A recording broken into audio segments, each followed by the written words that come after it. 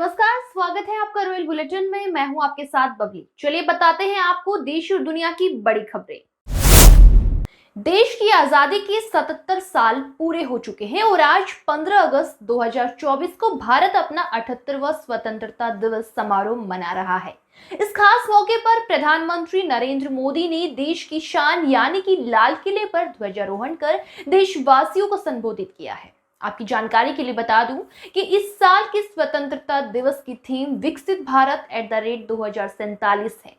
PMO की एक press release में कहा गया था कि ये समारोह 2047 तक देश को एक विकसित राष्ट्र में बदलने की दिशा में सरकार के प्रयासों को एक नए सिरे से बढ़ावा देने के लिए एक मंच के रूप में काम करेगा। इसके लिए सरकार ने लोगों से सुझाव की भी मांग की थी। 78वें स्वतंत्रता दिवस के इस खास मौके पर हर साल की तरह इस साल भी प्रधानमंत्री नरेंद्र मोदी ने लाल किले पर तिरंगा झंडा फहराया और देशवासियों को संबोधित किया। इस दौरान पीएम मोदी की लुक ने सभी का ध्यान अपनी तरफ खींच लिया है। दरअसल इस बार भी पीएम मोदी की पगड़ी सुर्खियों में बनी हुई है।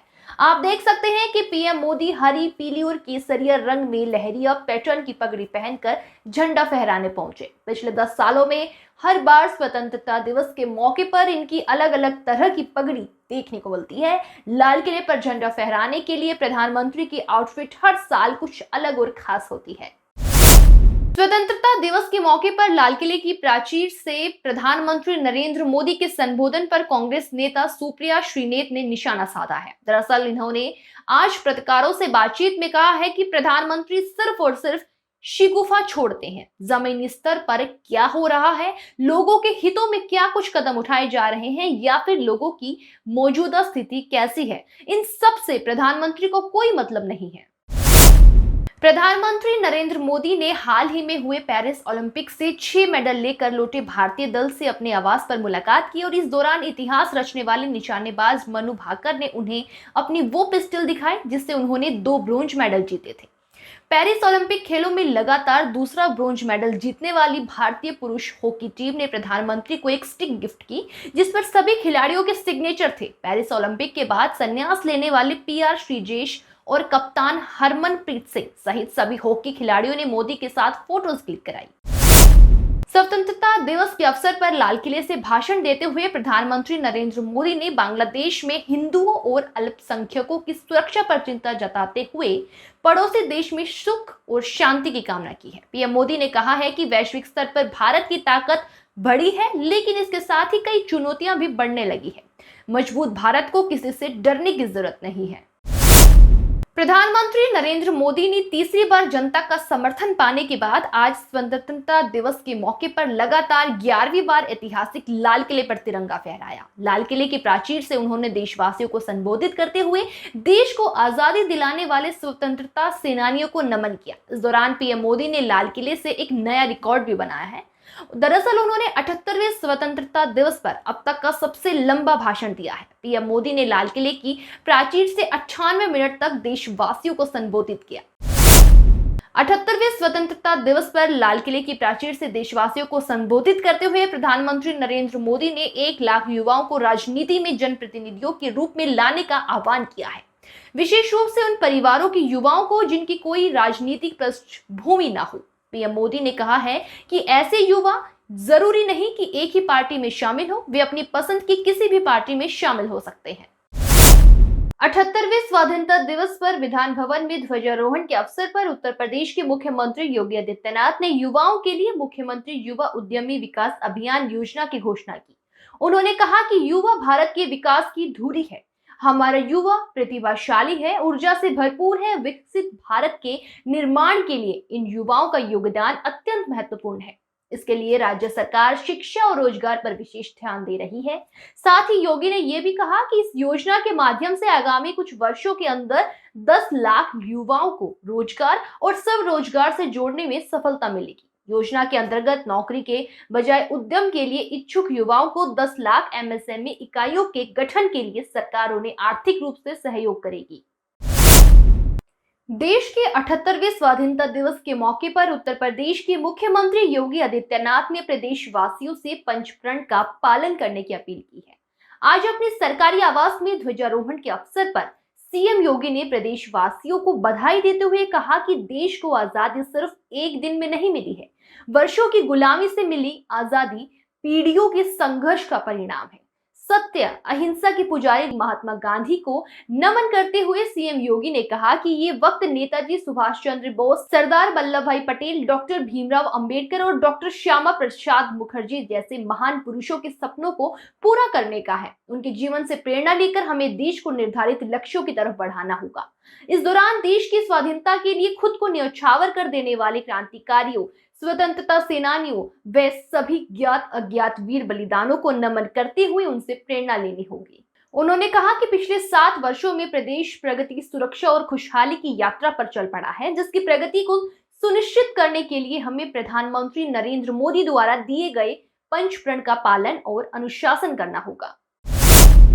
पूरा भारत आज जश्न के माहौल में डूबा हुआ है। इस खास मौके पर यूपी के सीएम योगी आदित्यनाथ ने उत्तर प्रदेश विधानसभा में तिरंगा फहराया, जिस दौरान उन्होंने कहा कि उत्तर प्रदेश खुद को असीमित क्षमताओं वाले राज्य के रूप में स्थापित कर चुका है और यूपी सरकार राज्य के हर सामाजिक ग्रुप के पूरी तरह से विकास के लिए प्रयास कर रही है। अपने भाषण में योगी आदित्यनाथ ने उत्तर प्रदेश में चल रही विकास की योजनाओं के बारे में बातचीत की और ऐसे प्रोजेक्ट्स के बारे में भी बताया जो अभी पूरे हो चुके हैं। लाल किले पर ध्वजारोहण के दौरान आज नेता प्रतिपक्ष राहुल गांधी 5वीं लाइन में बैठे नजर आए। ये देख कांग्रेस भड़क गई, जिसके बाद अब कांग्रेस ने प्रधानमंत्री नरेंद्र मोदी और केंद्र सरकार पर निशाना साधा है। दरअसल कांग्रेस ने आरोप लगाया है कि ऐसा जानबूझकर किया गया था। कांग्रेस का कहना है कि सरकार नेता प्रतिपक्ष से असहज हो जाती है, इसीलिए उन्हें पीछे लाइन में बैठाया गया। राष्ट्रपति द्रौपदी मुर्मू ने बुधवार को भारतीय ओलंपिक दल से मुलाकात करके पेरिस ओलंपिक में खिलाड़ियों के प्रदर्शन की सराहना की है। खिलाड़ियों को संबोधित करते हुए राष्ट्रपति ने कहा है कि वे देश के युवाओं, खासकर युवा खिलाड़ियों के लिए प्रेरणा स्रोत हैं। भारत ने पेरिस ओलंपिक में 1 रजत और 5 कांस्य सहित कुल 6 पदक जीते थे। दिल्ली के मुख्यमंत्री अरविंद केजरीवाल की पत्नी सुनीता केजरीवाल ने सोशल मीडिया पर पोस्ट करके अपने दर्द को व्यक्त किया है। दरअसल उन्होंने बताया कि दिल्ली में सीएम आवास पर पहली बार ध्वजारोहण नहीं हुआ। सुनीता केजरीवाल ने सोशल मीडिया पर पोस्ट करके लिखा है, आज सीएम आवास पर तिरंगा नहीं फहराया गया, बहुत अफसोस हो रहा है।